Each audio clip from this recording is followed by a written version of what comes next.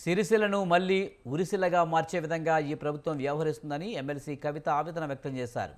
సిరిసిల్లలో బీఆర్ఎస్ కార్యకర్తలతో పాటు చిరు వ్యాపారులపైన కేసులు పెట్టుకుంటూ వారిని ఇబ్బందులకు గురి చేయడం సరైంది కాదన్నారు. వేములవాడ శ్రీ రాజరాజేశ్వర స్వామిని దర్శించుకున్న ఆమె తెలంగాణ ఉద్యమాన్ని నడిపించిన తాము నిజాలను ఘంటాపథంగా చెప్పి ప్రజల వైపు నిలబడతామన్నారు. ఎటువంటి రాజన్న జిల్లా అంటేనే మరి చేనేత అన్నల జిల్లా. మరి అదేవిధంగా చేనేతల కోసం కూడా అనేకమైనటువంటి కార్యక్రమాలు గౌరవనీయులు కేటీఆర్ అన్నగారు కూడా పెద్ద ఎత్తున టేకప్ చేయడం జరిగింది. కానీ అవన్నీ కూడా ఇప్పుడున్నటువంటి ప్రభుత్వ హయాంలో పడకేసిన ఈ నేతన్నకి ఇస్తా అన్నది ఏది కూడా ఇస్తలేరు.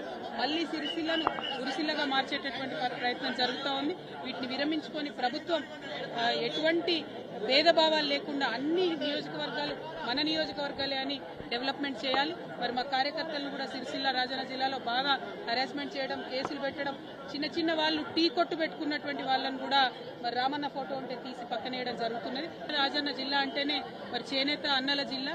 మరి అదే